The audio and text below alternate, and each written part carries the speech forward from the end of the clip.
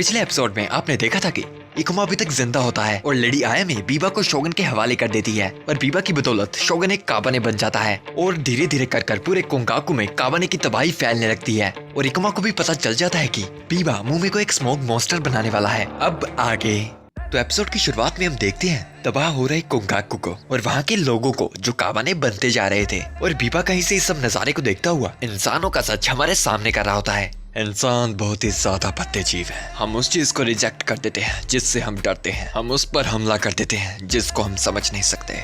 इंसानों के डर से जंग पैदा होती है और हम देखते हैं कि ट्रेन से फायरिंग हो रही होती है मुंह के ऊपर, जो कि एक स्मोक मॉन्स्टर बन चुकी थी, पर वो मॉन्स्टर फिर भी लड़ने को आगे बढ़ रहा था। और फिर हम देखते हैं कि काफी ज्यादा सोल्जर्स काबाने को मारने की कोशिश कर रहे हैं और तभी उन काबाने को एक प्रेजेंस महसूस होता है जो कि और किसी का नहीं बल्कि इकुमा का था। और फिर वो काबाने इकुमा पर हमला करना शुरू कर देते हैं जिसे इकुमा एक ही झटके में उड़ा देता है और उसके हार्ट से भी एक ब्लू सी लाइट निकल रही थी और इकुमा के साथ कुरिसु भी अपनी तलवार निकालकर लड़ने के लिए तैयार हो जाता है। और फिर वो दोनों मिलकर सभी काबाने को मार रहे होते हैं पर काबाने उन पर हमला करना नहीं रुकते और वो भी काबाने को मारते नहीं रुकते। और फिर उस जगह मौजूद सभी काबाने को मारने के बाद इकुमा को महसूस होता है कि उसकी आंखें धुंधली सी हो रही हैं और ये देखकर कुरिसु अपनी तलवार तैयार करता हुआ इकुमा से पूछता है, तुम क्या हो? और इस बात की रिप्लाई में इकुमा कहता है, मैं एक काबानेरी हूँ। और ये सुनकर कुरिसु शांत हो जाता है और इकुमा से वादा करता है, अगर तुमने कभी भी हद पार की तो मेरा वादा है मैं तुम्हें मारूंगा। और फिर वो दोनों वहाँ से भागे भागे मुमे की तरफ जाने लगते हैं और इकुमा को उस ओल्ड मैन की बात याद आती है कि मुमे को बचाने का तरीका व्हाइट ब्लड है। लेकिन प्रॉब्लम ये थी कि अब इकुमा भी उसी वायरस का शिकार है, मतलब अब उसे चूज करना पड़ेगा कि वो अपने आप को बचाना चाहता है या मुमे को। पर उसे जो भी करना है जल्द ही करना पड़ेगा क्योंकि उससे पहले वो अपना दिमाग भी खो सकती है। और दूसरी तरफ हम देखते हैं कि स्टेशन के पिंजरे में बंद हुए आयरन फोर्ट्रेस के लोगों को कोंगाकू के लोग कोस रहे होते हैं, ये कहकर कि इन्हीं लोगों की वजह से आज वायरस अंदर आई है। और तभी लेडी आयामे अपने अंकल के साथ वहाँ पर आ जाती है और वहाँ के लोग लेडी आयामे पर गोली से निशाना लगाने लगते हैं, ये कहते हुए कि ये सब तुम्हारी गलती है। पर लेडी आयामे अपने हाथ फैला के उन्हें मनाने लगती है और उस आदमी की बंदूक के पास आकर कहती है, हमें निशाना सोच समझ कर लगाना चाहिए। और उन लोगों को कुछ न कुछ कर मना लेती है, जिसे देखकर आयरन फोर्ट्रेस के लोग भी थोड़े हैरान थे। और फिर लेडी आयामे मुस्कुराते हुए कहती है, हम कोंगाकू से निकलेंगे, उस काम में आप भी हमारा साथ दीजिए। और बाहर तो काफी ज्यादा तबाही मची हुई होती है, सभी लोग उस मॉन्स्टर पर फायरिंग कर रहे होते हैं जिसका दिल और कोई नहीं बल्कि मुमे था। पर उनके हमलों से कुछ ज्यादा फर्क नहीं पड़ता और मुमे के मन में वो काफी ज्यादा लाल तितलियों से डर कर भाग रही थी और भागते भागते वो एक पॉइंट पर आकर गिर जाती है और वो तितलियां उन्हें उन सब लोगों की याद दिलाती है जिन्हें तो मुमे ने मारा था या वो लोग जो मुमे से नफरत करते थे।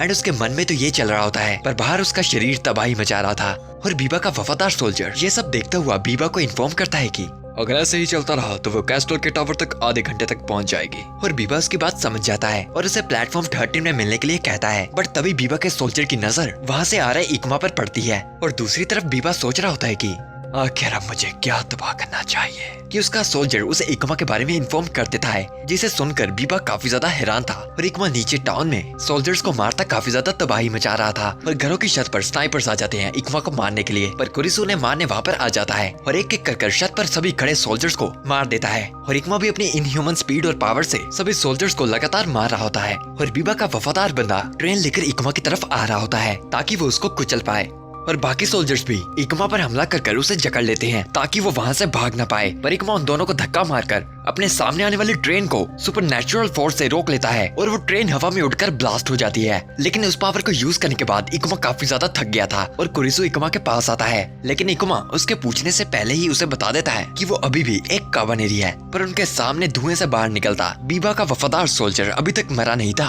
और वो वापस से इकुमा पर हमला कर देता है, जिसे इकुमा रोक लेता है और उसके हथियार को गिराकर उसे अपनी कैनन से मार देता है। और दूसरी तरफ बीबा अकेला ही इकुमा के बारे में बातें कर रहा होता है, तो तुम अभी तक हार नहीं मान रहे इकुमा। और वो ये बातें कर ही रहा होता है, उसके सोल्जर्स वहाँ पर आते हैं और बीबा की सेफ्टी के लिए उसे एक व्हाइट ब्लड की बोतल दे दी जाती है। और बीबा अपने एक खास सोल्जर को कहता है, तुम यहाँ से सभी को लेकर निकल जाओ क्योंकि मुझे जाना पड़ेगा। आखिरकार एक मरता हुआ आदमी मेरी तलाश में है। और बाहर हम उसी तबाही के सीन को देखते हैं जहाँ पर मुमे की गई तबाही के द्वारा इकुमा की जान जाने वाली होती है, पर वो किसी तरह बच जाता है। लेकिन इकुमा और कुरिसु के बीच का ब्रिज टूट जाता है जिससे वो दोनों अलग हो जाते हैं और कुरिसु के सामने कई सारे काबाने आ रहे होते हैं और कुरिसु उन सबसे लड़ाई करने के लिए तैयार हो जाता है और इकुमा को वहाँ से जाने के लिए कहता है और इकुमा भागा भागा मुमे की तरफ जाने लगता है। और हम मुमे को उसकी यादों में देखते हैं जिसके पास तितलियों के लाल पंख थे जो कि अपने बारे में गलत बुरा सोच रही होती है। और तभी मुमे को उन सभी लाल तितलियों के बीच में एक नीली तितली दिखाई देती है जो कि मुमे को इशारा कर रही थी कि इकुमा उसे बचाने आ रहा है। और जब वो उस नीली तितली को छूने ही वाली होती है कि लाल तितलियों का झुंड आकर उसे घेर लेता है और बाहर असली दुनिया में वो मॉन्स्टर नीचे गिर जाता है और इकुमा भी उस जगह पहुंच जाता है और उस मॉन्स्टर के सेंटर में वो मुमे को देख पा रहा होता है। पर उससे पहले कि वो उसके पास जाता उसी के सामने से चलता आमातोरी बीबा आ रहा होता है जिसको देखकर इकुमा काफी ज्यादा गुस्सा था। पर साथ ही साथ इकुमा की नजर काफी ज्यादा धुंधली हो रही थी और बीबा अपनी तलवार बाहर निकालता कहता है, मैं इंतजार कर रहा था उस आत्मा का जिसे कोई डर महसूस ना होता हो, और अब जाकर मैं उसका शिकार करने वाला हूँ। लेकिन उसकी बातों पर ध्यान ना देता हुआ इकुमा सीधा जाकर बीबा पर हमला कर देता है जिसे बीबा ब्लॉक कर उस पर वापस हमला करता है और इकुमा उस हमले को रोक लेता है। और बीबा उसकी ताकत को देखकर कहता है कि तुमने पक्का ब्लैक ब्लड की पावर का इस्तेमाल किया होगा और उससे पूछता है, आखिर तुम अपने आप को सैक्रिफाइस क्यों कर रहे हो? जिसके रिप्लाई में इकुमा कहता है, मैं मुमे को वापस ठीक करके ही रहूंगा। और बीबा इकुमा को दूर फेंक कर और जब इकुमा वापस से उठता है तभी बीबा इकुमा के सीने में अपनी तलवार घुसा देता है और मुमे के मन के अंदर वो देख पा रही होती है एक नीली तितली को जिसे काफी ज्यादा लाल तितलियों ने घेरा था। और बाहर हम देखते हैं इकुमा का इतना डैमेज होने के बावजूद भी वो बीबा को वार्निंग देता है कि वो उसे अपने हाथों से मारेगा और उसके शरीर में घुसे बीबा की तलवार को तोड़ देता है और बीबा को नीचे गिरा देता है। पर बीबा वापस उठकर इकुमा का हाथ पकड़ लेता है और उसे तोड़ने की कोशिश करता है और तभी इकुमा उस एनर्जी वेव अटैक का इस्तेमाल करता है जिसकी वजह से बीबा दूर जाकर गिरता है। और फिर बीबा वापस उठकर अपने सामने देखता है गुस्से से भरे इकुमा को उसके पास आते जो कि अब बस एक ही चीज चिल्ला रहा होता है, मैं तुम्हें मार दूंगा। लेकिन उससे पहले ही कुछ अजीब होता है, इकुमा को दिखना बंद हो जाता है जो कि शायद उसी ब्लैक ब्लड के कर्ज का इफेक्ट था। और इसी मौके का फायदा उठाते हुए बीबा चुपके से अपनी तलवार को उठाता है और धीरे धीरे कर इकुमा के पीछे से आने लगता है ताकि वो उसे मार पाए। और दूसरी तरफ मुमे अपने मन में देख रही होती है कि सभी लाल तितलियां उस नीली तितली को मारने वाली थी और बाहर बीबा भी इकुमा के पीछे से आकर उसे मारने वाला होता है। और तभी उस मॉन्स्टर के बीच में फंसी मुमे के हाथ से वही पत्थर गिरता है जो कि मरते हुए ताकुमी ने अपने हाथ में पकड़ा था, इकुमा की बहन की लास्ट निशानी जो कि शायद मुमे ने ताकुमी के हाथ से उठा लिया था। और वो पत्थर सीधा गिरता है पानी में जिसकी आवाज को सुनता इकुमा उसी ओर अपना हमला कर देता है और बीबा का हाथ हवा में उड़ता जाता है और वो वहाँ उल्टा गिर जाता है। और साथ ही हमें देखने को मिलता है कि बीबा खुद एक काबानेरी था और इकुमा रास्ता ढूंढते हुए धीरे धीरे कर मुमे के पास जाने लगता है और कुछ न कुछ कर मुमे की बॉडी के पास आकर उसे वो इंजेक्शन लगा देता है। और मुमे भी अपने मन में देख पा रही होती है कि वो एक नीली तितली अपने चारों ओर सभी लाल तितलियों को नीला कर देती है और वो पूरा का पूरा स्मोक मॉन्स्टर का शरीर पिघलने लगता है। और जब वो पूरा पिघल जाता है वहाँ से एक नीला ऑरा बटरफ्लाई की तरह आता है और गायब हो जाता है। और फिर कुछ ही टाइम के बाद जब मुमे जागती है वो उठकर अपना हाथ खोलती है और देखती है उसी नीले पत्थर को और फिर वो अपनी नजर सामने घुमाती है तो उसके सामने घायल हुए इकुमा की बॉडी पड़ी होती है। और फिर वो अपनी जगह से उठकर उसके पास जाने ही वाली होती है कि उसके सामने से उसका भाई बीबा चलता आ रहा होता है और वो इकुमा को 2-3 गोलियां भी मारता है और काफी ज्यादा गुस्से से वो इकुमा को पुकार रहा होता है, मैं अभी तक जिंदा हूँ इकुमा, खड़े हो जाओ और लड़ो मुझसे। और भागता हुआ अपनी तलवार लेके इकुमा के पास जा रहा होता है कि उससे पहले ही मुमे वहाँ पर आकर बीबा के सीने में खंजर मार देती है और उससे कहती है कि प्लीज ब्रदर मेरी भी कभी बात सुन लिया करो, मैंने आपको रुकने के लिए कहा था ना। और बीबा से माफी मांगते हुए कहती है, हम कमजोर होकर भी जिंदा रहेंगे, हम साथ में राइस बनाएंगे और एक ऐसी दुनिया बनाएंगे जहाँ पर सभी मिलकर राइस खा पाए। और बीबा उसकी बात समझ जाता है और साथ ही मुंह में बीबा को गले लगाती कहती है, मेरा नाम होजुमी है। और फिर हम देखते हैं पूरे तबाह हो रहे कोंगाकू में आयरन फोर्ट्रेस अपनी सवारियां लेके जाने को तैयार थी। ट्रेन के अंदर काजिका सबकी मरम पट्टी कर रही होती है और बाकी की गैंग ये प्लानिंग कर रहे होते हैं कि उन्हें बाहर कैसे जाना है और उन्हें पता नहीं चल रहा होता कि बीबा ने कोई बाहर जाने के लिए रास्ता छोड़ा भी है।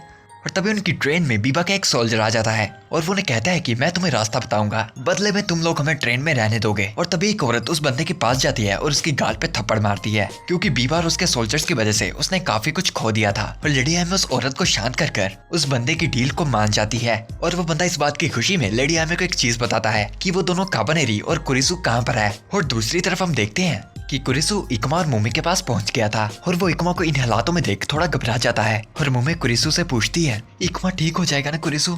मैं ठीक हो गई थी तो इकुमा को भी हो जाना चाहिए। और वो बेहोश हुए इकुमा से बोलने लगती है, प्लीज वापस आओ इकुमा, अगर तुम मुझे बोलोगे तो मैं लाखों काबाने को मार दूंगी।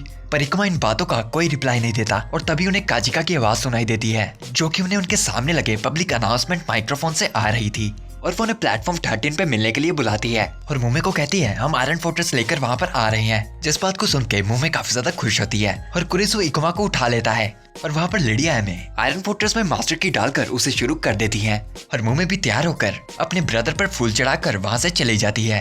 और मुम्मे के रास्ते में जितने भी काबाने आते हैं वो अपना रास्ता बनाते हुए उन्हें मारती चली जाती है और फिर रास्ते में ट्रेन के ब्रिज को सीधा कर आयरन फोर्ट्रेस के लोगों को दूर से मुम्मे दिख जाती है और मुम्मे से एक ब्रिज छोड़कर दूरी में आयरन फोर्ट्रेस चल रही होती है और ट्रेन की छत पर सभी गैंग ने एक कपड़े का पोल बना दिया होता है और मुम्मे दूर से उन सभी को साथ में देख काफी ज्यादा खुश थी। और फिर मुम्मे इकमा को गले लगाकर कहती है, हम घर आ गए इकमा, पहले तुम जाओ, और उसे घुमाकर सीधा ट्रेन के ऊपर फेंकती है और फिर जंप लगाकर खुद भी वहाँ पर आ जाती है और कुरिसु भी साथ ही साथ जंप लगा देता है। पर वो पीछे गिरने ही वाला होता है कि लेडी आयमे उसका हाथ पकड़ लेती है और उसका वापस स्वागत करती है, जिससे कुरिसु थोड़ा शर्मा जाता है और फिर सभी लोग ट्रेन के अंदर चले जाते हैं। और युकिना भी ट्रेन की रफ्तार बढ़ा देती है कि उनके पीछे ही पीछे पूरा ब्रिज टूट रहा होता है, बल्कि ब्रिज ही नहीं पूरा कोंगाकू तबाह होकर गिर पड़ता है और वही बीबा की बॉडी भी दफन हो जाती है और आयरन फोर्ट्रेस कोंगाकू से निकल पड़ती है। और ट्रेन के अंदर मुम्मे इकुमा को उठा रही होती है जो कि बिल्कुल भी नहीं उठ रहा होता और कहती है कि तुमने अभी तक अपना वादा भी मुझसे नहीं निभाया, प्लीज जाग जाओ इकुमा, तुम मेरा कवच हो, तुम ऐसे मर नहीं सकते। और उसकी बातों से बेहोश हुआ इकुमा भी परेशान हो जाता है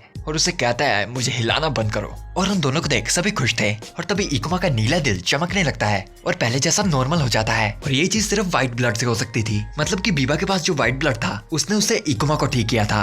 और फिर हम कुछ टाइम बाद का सीन देखते हैं जहाँ पर सारी गैंग ट्रेन की छत पर थी और मुम्मे इकुमा को उसका स्टोन वापस करती है और उसकी ओर मुस्कुराते हुए कहती है मेरे ख्याल से तुम ये भूल गए थे। और आयरन फोर्ट्रेस अपनी मंजिल की ओर बढ़ती रहती है। एंड देन ये लास्ट एपिसोड यहीं पर एंड हो जाता है। बट ये कहानी नहीं गाइस, जाते जाते हमारे डिस्कॉर्ड सर्वर को ज्वाइन जरूर कर लेना। फिलहाल तो हम वहाँ इनएक्टिव हैं, बट बहुत जल्द ही हम कुछ मजेदार इवेंट्स करने वाले हैं। सर्वर की लिंक आपको नीचे डिस्क्रिप्शन और पिन कमेंट में मिल जाएगी। For now bye, good bye, sayonara, जाना।